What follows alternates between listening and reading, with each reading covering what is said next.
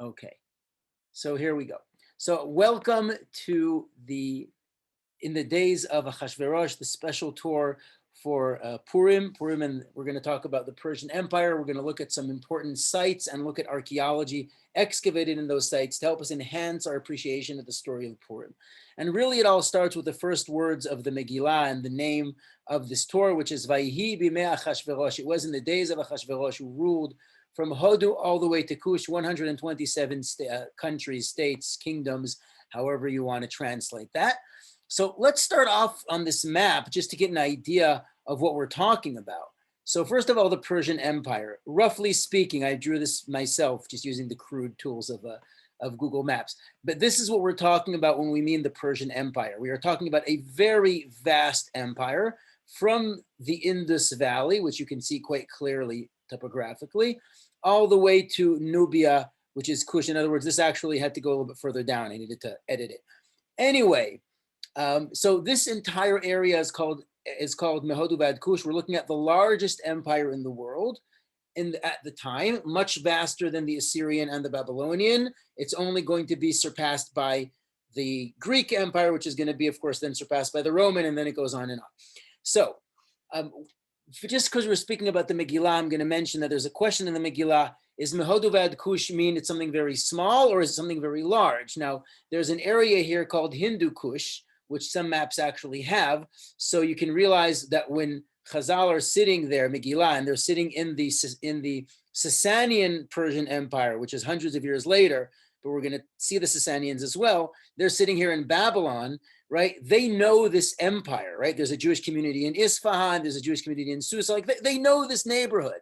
So when they say, wait, which Kush are we talking about? They didn't have archaeology. So like they had the question, is it somewhere around here? So it's smaller this. Now we have archaeology. So now we know that the Kush we're talking about is actually Sudan. We've actually found material remains of the Persian Empire there. There's lists, there's all kinds of different things that mention the people from throughout the kingdom. So we're gonna get into that. So we're gonna basically go over all these different things. So in order to do that, I'd like to start actually with the person who founded the too many empires, the Persian Empire, and that is Cyrus the Great. Now, Cyrus the Great is very important to us. He's the closing paragraph of Tanakh. He's the opening paragraph of the book of Ezra. That's the Cyrus proclamation, which we're going to hopefully see very soon. But I want to take you, first of all, to where he's buried, to his tomb, because there is something about the tombs of kings, which we're going to see, which teaches us a lot, but just to, first of all, appreciate it so that we actually have the tomb. So that's the area where we're going to visit some of these areas as well. So let's take a look at the tomb of Cyrus. So here we are. Google Maps has graciously told us tomb of Cyrus the Great. So I guess we're going to believe it. And I'm showing you now using this nice little nifty trick called Google Street View. It's going to show us what areas are available for view with walking through, which currently none. But some people have been very, very nice and stood there with their phones and went 360 degrees around and then uploaded those images to Google Maps, which I got to figure out how to do. And that has given us the ability to take a look at and sometimes see very contemporary pictures of what's going on. So let's take a look at one of these nice people's works. So somebody here, Mori Kabiri, in September of 2016, top left. Took this picture. And we are now standing at the foot of the tomb of one of the greatest men who ruled the ancient world. This is Cyrus the Great. And Cyrus the Great was buried here. And we need to know about tombs is that usually in tombs there would be lots of treasures. So tombs wouldn't survive much because they would be plundered. And you have people who want the treasures, right? That's why King Tut, for example, if we're speaking of ancient Egypt, is such a as we say in Yiddish, a metzieh, right? It's so rare because usually these things would be plundered for their goods. And so we get lucky every once in a while. So Carter got lucky in the 1920s, found King Tut, but this is still standing. According to the histories, they say that Alexander the Great stood before here and paid tribute to Cyrus the Great. You know, here lies Cyrus, king of the world. I think it says something like that on there. And so, you know, he recognized this is greatness. He founded an empire which lasted for about 210 years. I mean, it was a vast empire. So this is the tomb of Cyrus the Great, Kurash the Great, who succeeded in conquering the Babylonian Empire without a battle. He just redirected the stream upstream and then walked into the city and took it over. So it's a great story. So why is Cyrus so famous? Because of the Cyrus Cylinder. Now, the Cyrus Cylinder resides here in the British Museum. So a word about the British Museum, since we're already making this intercontinental tour, a word on the British Museum. The British Museum is the first national museum in the world, actually, founded in the late 1700s. And the British Museum houses some of the greatest collections in the world, like over 8 million works of art from across the world. And for Jewish history, the British Museum is important because if you think about it, the excavations in ancient Israel, as well as in Mesopotamia, the kingdoms which are important for us, took place under the British Mandate of Palestine. So they have a lot of stuff from ancient Israel. They have one of the largest Jewish coin collections in the world. And they also have different remains which have to do with the Kingdom of Israel and Judah and the Second Temple period, but also the Ottoman Empire before the British Mandate was the dominating kingdom, and so they gave permission to the great empires of the world, whether it's the British or the French or the German or even the United States. They gave them permission to dig in these areas, and there was a certain kind of arrangement, it's called partrage, where you get to keep half of the stuff. So that wouldn't fly today, but that's how the things work. And that's why the British Museum has so much stuff from the ancient Near East. So let's go in and we're going to see some of the treasures which were found relating specifically to Purim, to our story. So we are going straight into the Persian collection. Boom. Where are we? Here we go. So we are looking right now at a replica. We're going to see the original hopefully later, from the palace of Persepolis. We're looking at one of the Achaemenid Persian kings. This one is probably Artaxerxes or Artaxerxes. Artashasta was mentioned in Ezra and Nehemiah. He's mentioned in some of the later prophets, Haggai, Zechariah, Malachi. Now, what we're seeing here is a great way to introduce us to the king who ruled from the Indus Valley all the way to Nubia or to Kush, because the servant behind him apparently is from Kush, is from Nubia. They used to draw characteristics in a certain way, so you can kind of tell where everybody came from, the ethnicities. They made it very obvious because you had visitors from across the globe. So you want people to appreciate the vastness of the empire. And you're watching a king, he was defaced. I mean, that's usually, a conqueror comes in and they deface all the images. You see him sitting on the throne in royal garb with a servant behind him, giving him a nice air conditioning, a nice breeze, fanning him, that is. And we have in his hand a scepter, a sharvit. Now, if you want to imagine the story of Esther coming over to Achashverosh, who extends his scepter towards her, and then she comes and touches the head of the scepter, the tip of the scepter, you can now envision just how long that is. It's like, lady, social distancing. So that was before Corona. But you really get the sense, and we're going to see later on where exactly he sat. So that's a great real way to look into all of that. And what we're going to do now is to move into this room. Here we are. And we're looking right now at the crown jewel. And I know that we are in England, but forgive me, I'm not referring to that crown jewel. We are looking at the Cyrus Cylinder.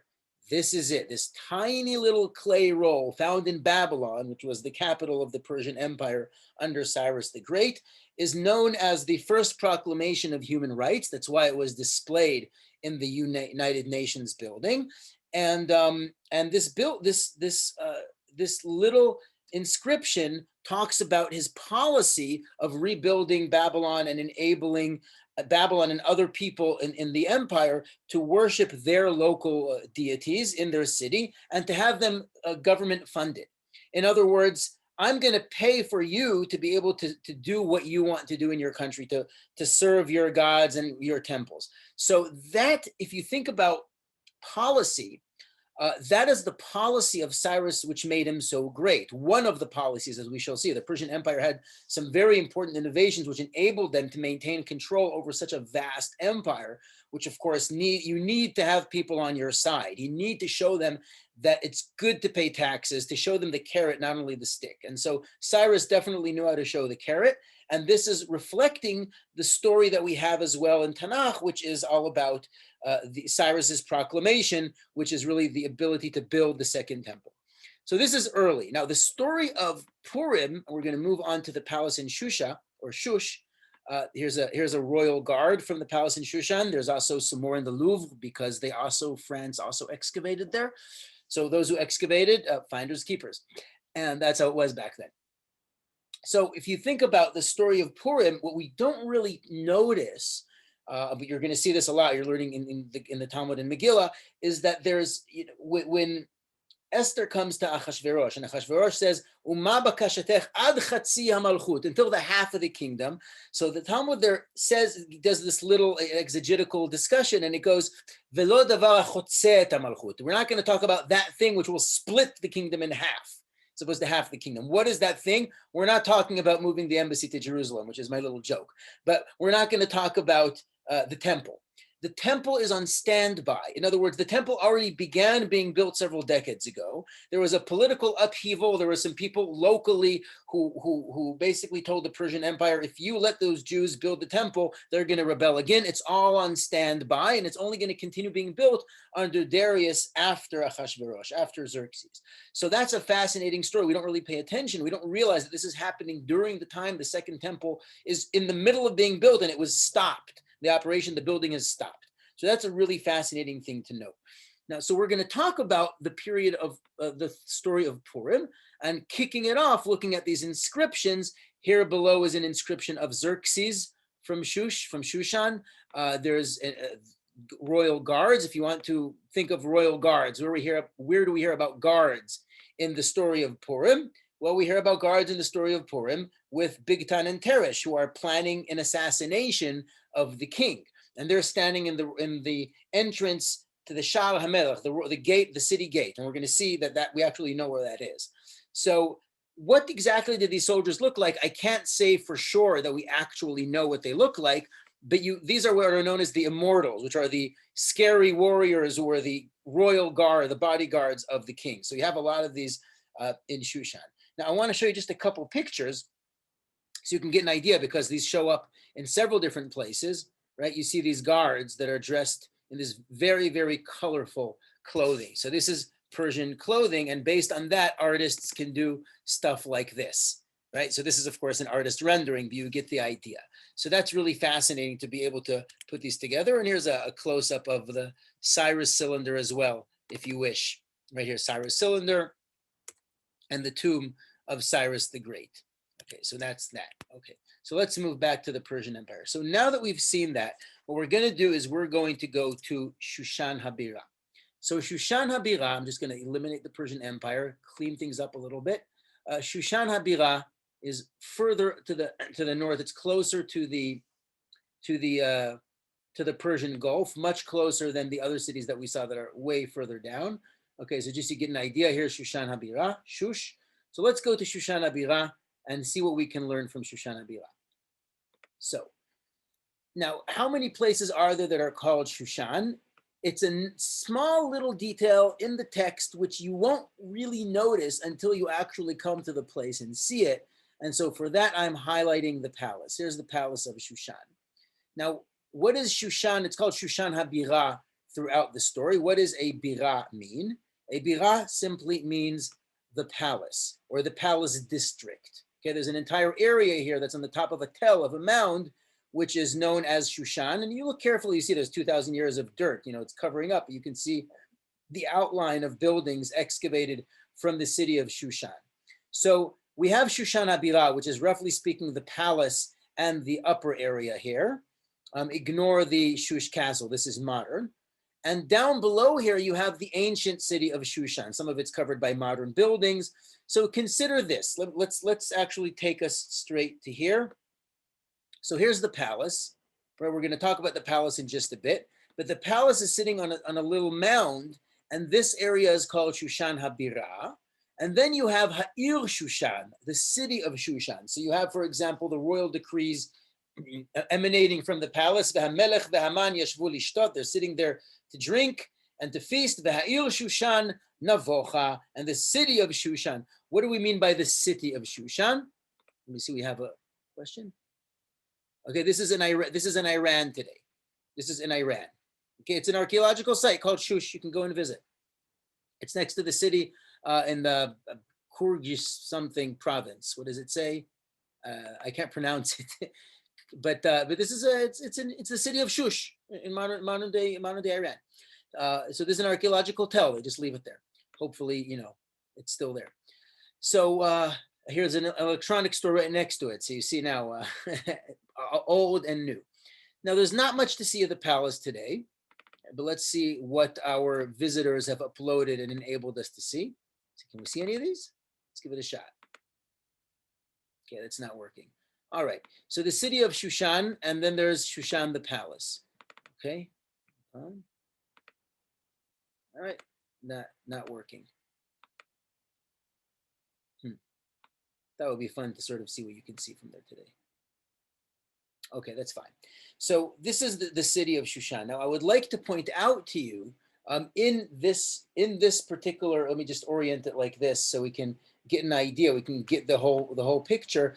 So we have several different stories in the Megillah and that we can actually put down on the map based on the archaeology that's been dug up here and the inscriptions that have been found. So let's just show you just how much we can do with this, and then we're going to go and see things that were actually found inside.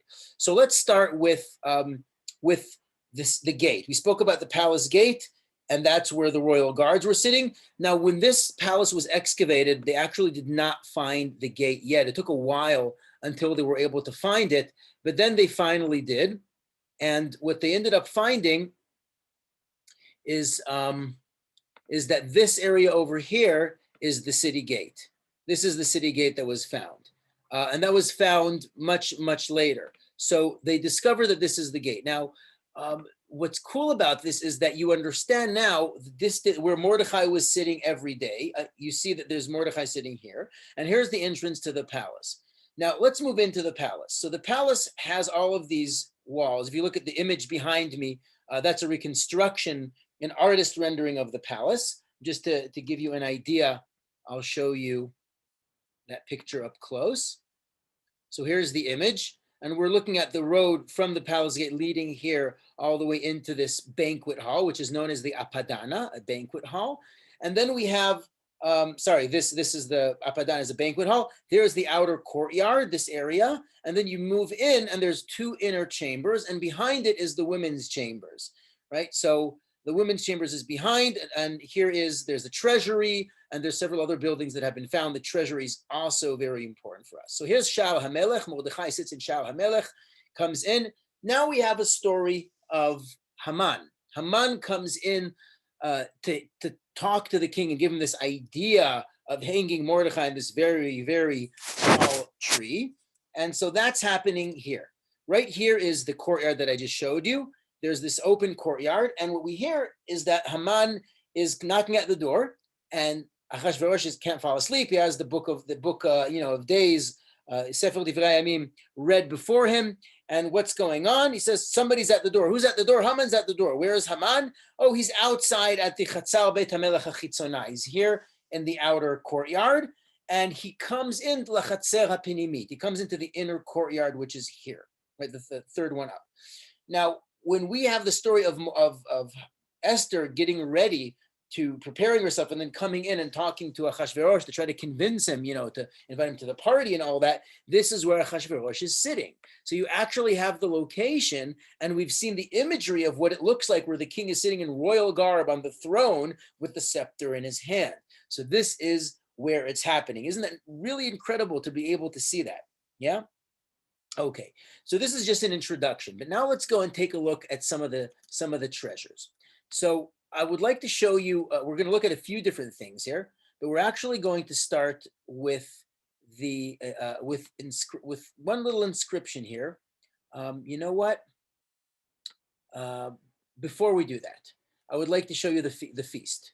So we spoke about the banquet, the feast. Now you think about it like this. Story opens up. Achashverosh is king. It's the third year of his throne. He moved the capital from Persepolis to Susa, to Shushan, in his third year, and he makes this massive banquet, inviting everybody from across the vast empire. And what's happening in this banquet? Of course, lots of drinking, lots of entertainment, right? We're going to see where that took place. But first of all, what was going on there? To get an idea of the luxury, the sophistication, we're going to see, but the luxury of the Persian Empire, look at these gold and silver dishes. So here are some silver dishes. I'll show you some images up close, right? Silver dishes. Here's a raiton for drinking. Here's a weight. We're going to talk about this weight in a little bit. It's going to be important later. This handle, there's a line with a handle on its back that's actually a weight. There's several different sizes of those. Now, these silver bowls for drinking have inscriptions on them telling us they're from these palaces of the kings, whether it's Xerxes or Artaxerxes or Darius. It's really cool. Now, the Persian Empire was so rich that they say that they never actually used the same dish twice. A guest comes in, here, take a gift home. Take it and you can keep it. What's the question here? Okay. Why 180 days? So let's talk about that. So king makes a banquet for 180 days. That's half a year, right? Because you have to provide for people the ability to get there. It takes months to actually get to Shushan, depending where you are in the empire and what means of transportation you have. And he wants the party to be going on, and he wants to show off, we have it all. We're luxurious, we are rich, whatever you want. Kirtzon ish va'ish. We want you to just be at home and have anything you want so we can impress you. So we spoke about the carrot and the stick. The Persian Empire was very good with the carrot. They really knew how to impress people and make them feel good. And their public relations enabled them to really have such a strong empire. In other words, if they were really too vicious, well, maybe they wouldn't have made it that far. They'd have too much opposition, too many wars to quench. So Cyrus the Great founded an empire which understood that if you want to control such a large area, you have to work with people. And so this foreign policy is very, very important for understanding the Persian Empire, right? So that's some of the luxury, looking at these bowls. Here, just to see up close, I'm going to share some more images. This is the same vessels from the British Museum, just all put together. Just to look at the beauty, gold, silver, glass, right? Look at some more samples. This one is from the Metropolitan Museum of Art. Right, these are all the Persian Empire. I mean, you're looking at some really, really elaborate pieces of art, and we're not used twice in the royal court. Right, this one is from Xerxes or Darius. I don't remember. There's a few of them. So get the idea of the luxury. Now, if you want to talk about where exactly do you put everyone, where do they all fit? So the idea of the palace I wanted to show is, hang on. Here we are. So the Apadana Castle, this is where the banquet's happening. We're talking about about 120 meters, this entire area. It's a very, very big banquet. You have to imagine that there's quarters and lodging and Airbnbs going on throughout the city, right? Now, this massive room is going to house hundreds of people, maybe even thousands of people coming in and going for half a year until they actually have a special party in the inner chambers as well for everyone in Shushan. So this is, where do you put everyone? Now you're sort of getting the idea of where these things are taking place and how vast the place has to be. The palace itself is like a half a kilometer wide. It's a very big palace. Not everything is accessible to visitors, but you get the idea. You can always go to the electronics store. Okay, so we have the palace, we have what was found in it, we have the story taking place in it. And now I want to point out to you another thing which relates to these inscriptions and to their writing. So for that, I want to take you to a place. I want to take you, first of all, we're speaking about inscriptions. Hang on. Okay, so we have an inscription here, and the Persian emperors indeed wrote, but there's something very unique about what they wrote. Look carefully, it's written in Akkadian cuneiform, right?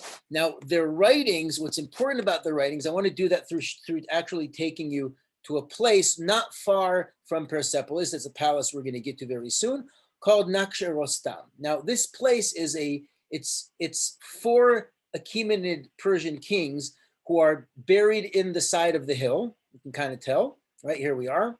And these kings are Darius, Artaxerxes, and Xerxes, Achashverosh are all buried here into the wall.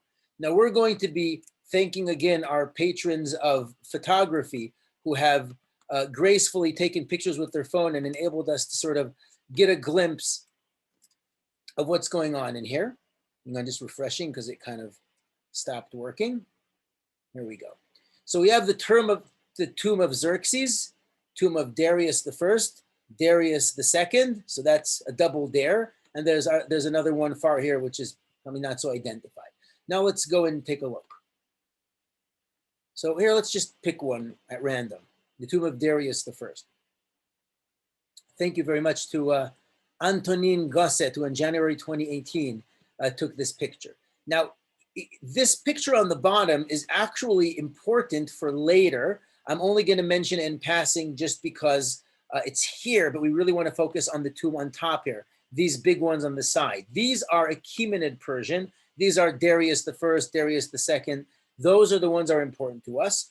The tombs below, I don't even know where the entrance is, but the tomb below actually are later Persians. They're the Persians who are mentioned in the Talmud, like Shvur Malka, King Shapur. That's usually Shapur II. This is Shapur I, from the founders of the Sasanian Persian Empire. Now, this scene, I'm just going to mention it because it's really, really cool.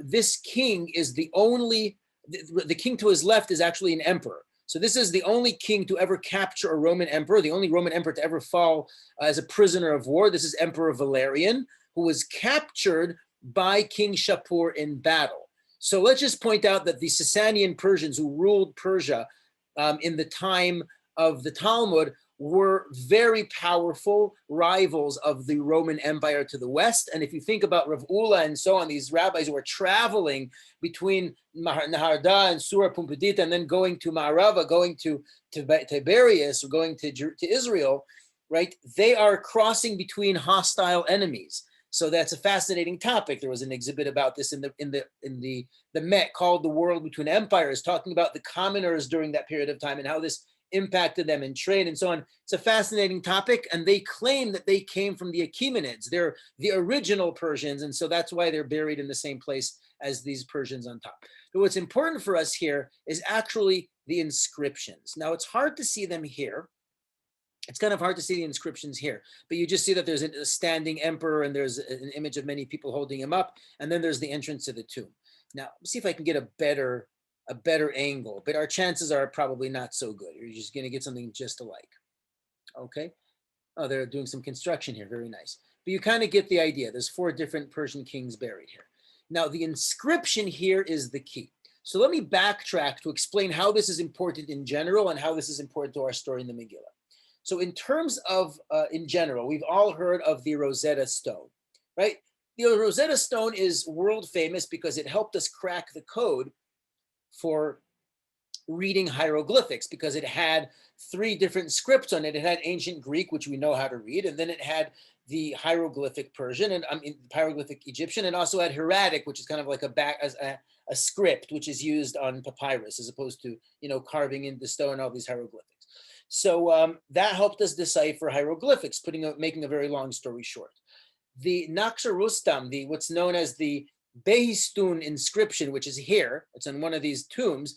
This inscription actually has Akkadian script in 3 different languages. Now, to make a very long story short, the fact that you have 3 different languages helped us figure out how to read cuneiform, what's called cuneiform, right? And from there, Akkadian, Elamite, Old Assyrian, Sumerian. The Sumerian is different. So all those languages became accessible due to the fact that these kings wrote on their tombs in several languages. So that's our introduction. We're not only seeing the tomb of Achashverosh, of Xerxes, and all these other kings, but we're also getting the idea of how their monuments helped us decipher cuneiform. So that's the story of the Behistun inscription that we're looking at right now. So now that we've seen that, I'd like to take us back into the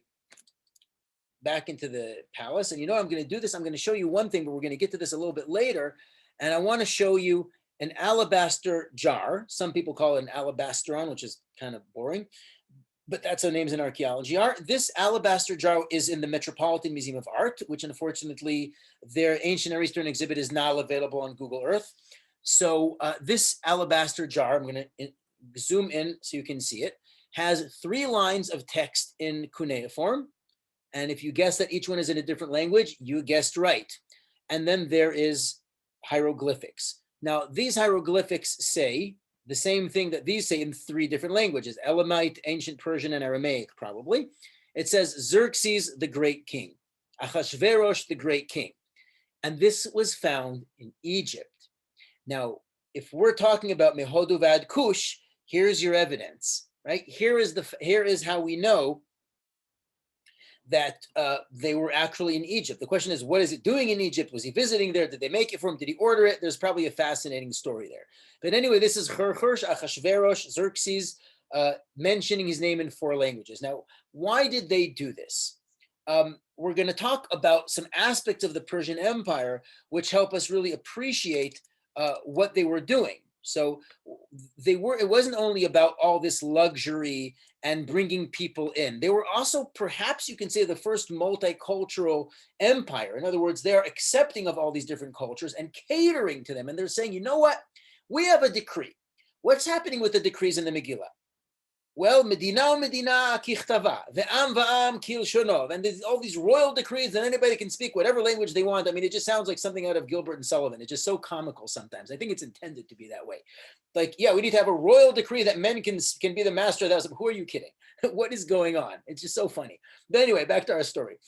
So the whole idea of having many different languages is in essence a way of maintaining control over a large area. So instead of forcing everybody to watch the same channel, you have cable TV and you can watch it in whatever language you want, but everybody's watching Big Brother in a different language. The whole world is watching Big Brother. We have Big Brother in Israel, Achashverosh, we have it in the States.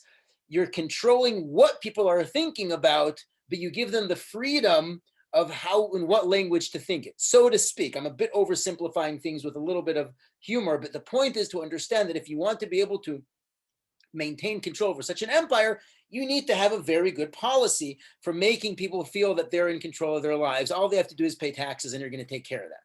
So the Persian Empire was very good at doing these things in different ways, as we've seen. Their policy is very, very good, as well as their luxury. So the story goes that when the Persian Empire was destroyed by the Greeks, the Greek Empire under Alexander the Great became obscenely rich just because of the sheer amount of gold that poured into the empire from the destruction of the Persian Empire. So they're a very, very powerful empire. So now that we've seen that, we've seen the concept of the different languages, we've seen the concept of as running an administration, we've seen their riches, we've seen their policy of enabling people to build things. Now I'd like to talk about the grandeur of the Persian Empire from another aspect, and that's going to be talking about the palace. So people are coming to the palace, right? We're going to get to the palace in a moment. The Persian kings had several different palaces. You can imagine they had more than one. So we saw Shushan, but Persepolis was a little bit bigger. And in the palace in Persepolis, there's what's called the Gate of All Nations, because there's images of many different nations here. And we are looking right now at a panel which is from the stairway into the Apadana, to the banquet hall in the palace, which we're going to soon visit. And you see people bringing tribute, climbing the stairs. Now, if you look carefully, they're wearing different kinds of garments. We're going to see several different throughout, different headdresses. They're from different ethnicities. Their hair is drawn differently. And if this was colorful like back in the day, they also probably looked very, very different. And they are bringing tribute to the king of Persia. That's what you do when you come to visit. You want to impress them with the beauty of your country. So you bring them all these different things. So around this inscription of Xerxes, perhaps, maybe Artaxerxes, I don't remember which one, but they look the same to us if we don't read it. So look, this one's bringing, I don't know, maybe this is some kind of chinchilla skin, who knows? Something special from his country, right? This one is bringing a big leather skin from something else, bracelets of some sort. People are bringing tribute to the king of Persia because you're bringing tribute. That's part of what you're supposed to do. You pay taxes, you want to have good favor. And these scenes are all there decorating the palace so that people who come are impressed.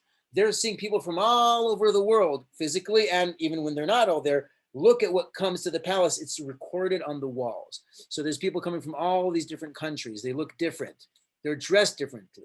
These people, I don't know what they are. They could be Babylonians being led in. This is the king of Persia. I guess he's leading people. This person is holding some sort of weight. Here's a camel. These are Arabians from the Arabian Peninsula. And these guys, who knows? Are they jugglers? I don't know what they are. It's kind of fun. But you see all these different things that they're holding. And you can go on and on. You really realize why this is called the Gate of All Nations. More garments, maybe something Gucci, right? Good. And chariots, good. So we've seen that. Now I'd like to, before we move on to the palace, I want to highlight the story of messengers and horses. So here's a horse, but let's look at some that you can actually see. Okay, so let's just remember, hold on, that's later Persia. Let's remember that the Persian Empire is a very, very vast empire. And one of the key things that you need in order to run an empire, in order to have a vast empire, is to communicate. This is a challenge in the ancient world. We don't have walkie-talkies. We don't have smartphones. You don't have megaphones. How do you even communicate in the army? If you think about the most sophisticated army of the ancient world, we're talking about the Roman army, the first professional army in the world, I think it's called. They had special systems of trumpets and horns that are blown in a particular way so you can mobilize people across vast distances. You need to communicate. The Persian Empire innovated a way of communication and messengers. They were basically the first UPS, and they were the fastest messengers in the world. They had a royal Persian road going all the way from Persepolis to Turkey and several others, and distances that, according to Herodotus, would take several months, took the Persians 2 to 3 weeks, thanks to their sophisticated messenger system. How did their messenger system work? They basically had stations with replacement horses, in other words, for horses to rest, and then they had fresh, ready horses, fast-paced horses, ready for you to hit the road at 200 miles per hour as soon as you get there.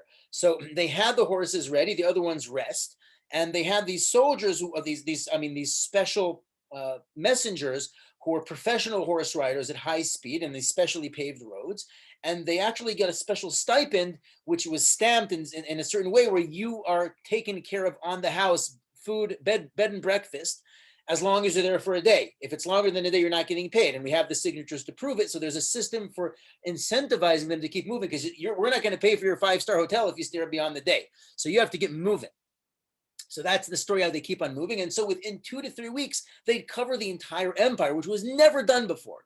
So now let's take this to the story of the Megillah. We have something which really sounds, again, like straight out of Gilbert and Sullivan.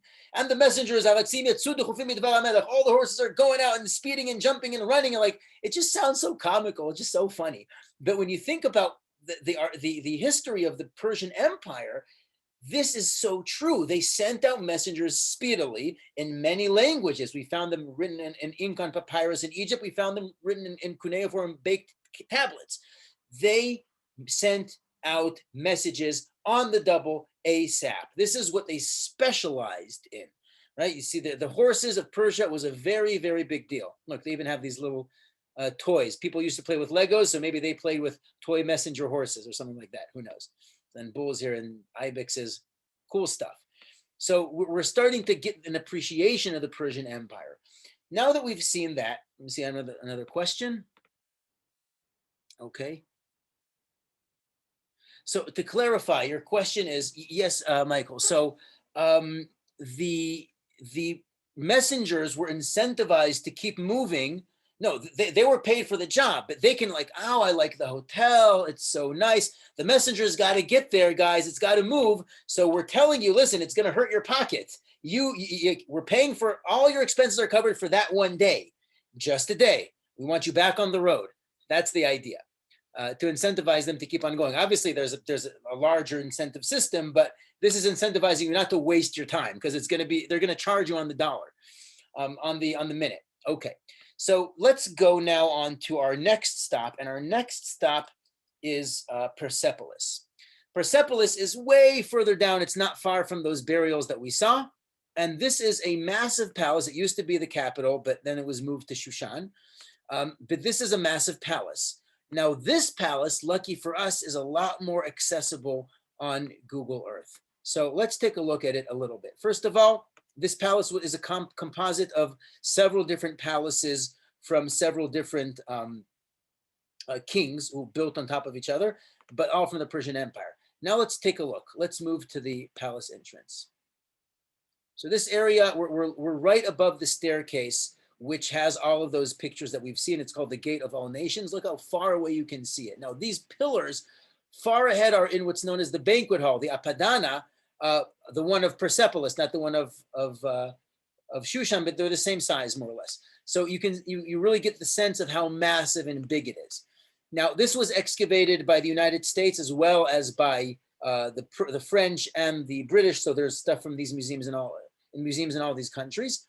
Look at the impressive winged bull, mythological creature statues that are standing there. It's kind of a play on the theme from the Assyrian Empire. They built the same kind of massive creatures when you walk in to really impose upon you the grandeur of the empire, right? Even the pillar base. If you walk into the British Museum, you'll see in the Great Hall, you're going to see one of these pillar bases just standing there by the bookstore. And you're like, what is it doing there? That's where it's from. Because the British Empire was here. We have to make you know. So we can go on, we can really take a long time walking. I want to skip so you can go straight into it. Look at this. It kind of looks like what it looks like outside here now at the moment. Beautiful. So this was taken in November 2020. This is a very fresh picture. Look at that. The height. Now at the very top of these pillars were the beams holding up the ceiling. So you have to just imagine the magnitude of this place. It's a massive palace. It's really impressing all of these people who are coming in. And this is where I'm just going to share with you a few images from the excavation so you get an idea of what the place looked like. So these pictures, this is a picture taken by the Oriental Institute expedition. I think it was in the 1920s. No, this is the British Museum actually, but they both dug there. So this is the image, right? And this is a reconstruction, an artist rendering reconstruction. Of course, we don't really know. Here it's kind of like, the top one here, there's a lot of artistic creativity. You can see the Naksha, the Behistun inscription here in the background.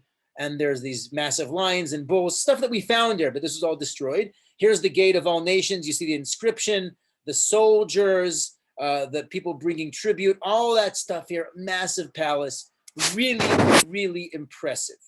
Very, very impressive. Okay, so let's go back to there. Sorry, that was a different place. So here we are. Now, the idea here is, first of all, so you just understand how much remains from it.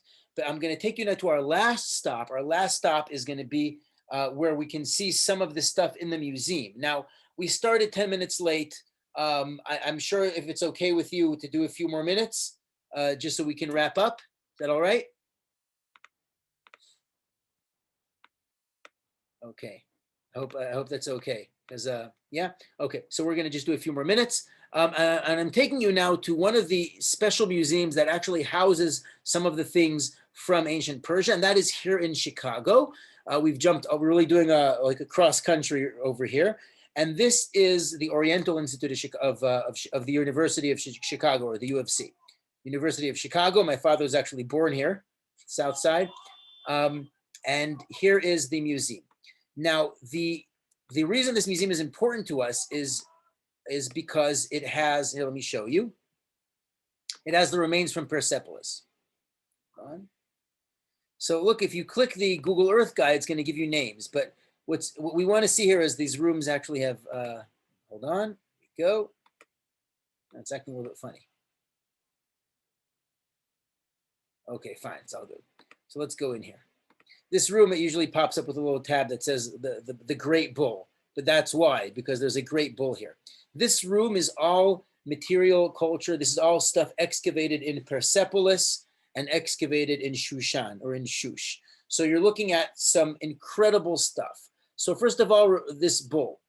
Two of these bulls, and you're just seeing a fragment of it, the horns aren't there anymore, were there imposing on the entrance to the Apadana, to the room, which had about 1,000 pillars. That's why it's called the room of 100 pillars, the room of 100 pillars. So very impressive. You walk in there and just imagine, the ceiling all the way up there. I mean, it's really something. Now, at the top of these pillars were these double bulls, which had this little niche here for laying on it the roof beams that was holding up the roof. So this is from the very top of those pillars, which we just saw. Now, let's talk about inscriptions for a moment. So this is an inscription from Persepolis. Here's an image of Persepolis from the Oriental Institute expedition. And this is an inscription which on the bottom line mentions Artaxerxes. It mentions Xerxes. It mentions Achashverosh. So just a note on that, how we get to the name Achashverosh. The Persian language was very guttural and difficult to pronounce. I mean, we actually read these inscriptions, and the way the Greeks write Xerxes, that's how we read it in English. It's actually Xerxes. The way it's written in these inscriptions is Chayarsha. Starting a word with two consonants is very difficult for us. So we add an aleph before just so you can breathe. You go, Achashverosh, Achayarsha, or Achashverosh. You get these Persian words in Tanakh which are pronounced differently. Let me give you an example that we can relate to. I hope you can relate to it. I mean, I've been to Brazil. I speak Portuguese, and there's these things when Brazilians, actually is in the subway in Brazil or the train, and the sound there says next stop. I'm like, can't you just say stop? There's no vowels between the S and before the S and after the P. They can't do it. They have to say stop and istopi. There's certain languages where you just have to breathe a certain way, and so you just can't pronounce things. So when it comes to names of all these kings that are mentioned in Tanakh, sometimes you're going to get these fun things where it's going to change because we need to pronounce it. So for example, Nebuchadnezzar is actually Nabuchaduri Usur. It's not Nebuchadnezzar, it's Nabuchaduri, like Nebuchadrezzar. You actually have it pronounced like that in Yirmiyahu. Okay? Estevan for Stephen. Strategic, yeah, you get a lot of these. I appreciate it. Thanks, Michelle. I appreciate that. Estevan for Stephen, or strategic for strategy, strategos, estrategia. Yeah, so you get a lot of these. So you're going between different languages. You're gonna get these things. So it's Achshayarsha. That's how Xerxes is Xerxes. Okay, so we've seen these inscriptions. Now I'm going to take you to another multilingual inscription right here next to another Achashverosh inscription, a very nice one right over here. Another Achashverosh inscription. It's beautifully made. It's like, this is something you can put by your mantelpiece if you have one. It's beautiful. We don't really do mantelpieces in Israel. Now I want to show you another piece which is really surprising, and this little weight. This is a weight which is a trilingual weight. In other words, there's 3 languages written on it. I want to talk about Haman and weights. So let's get into it. So besides the trilingual thing, let's talk about, in order to get them, let's talk about weights and measurements. The way we say weight in Hebrew is mishkal. That's where the word shekel comes from. And we know that Haman tells the king that I have this little problem of this nation. It's a little, thing. How about I pay you 10,000 silver talents, and we'll get rid of the problem. I want to show you how contextualizing that with archaeology completely changed how we look at that story.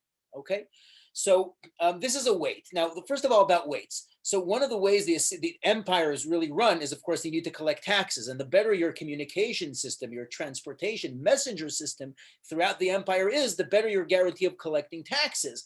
And the better you are with the stick and the carrot, right, the more taxes you're going to get. How many times are taxes mentioned throughout the Megillah? Well, Hanachala Medinot Asa. There's a great party for Esther, and I'm just tax breaks for everybody, tax breaks and stimulus checks, and we're printing money, and it's all happy, right? So it's really funny when you look at it like that. But that's really how governments, it's all about taxes.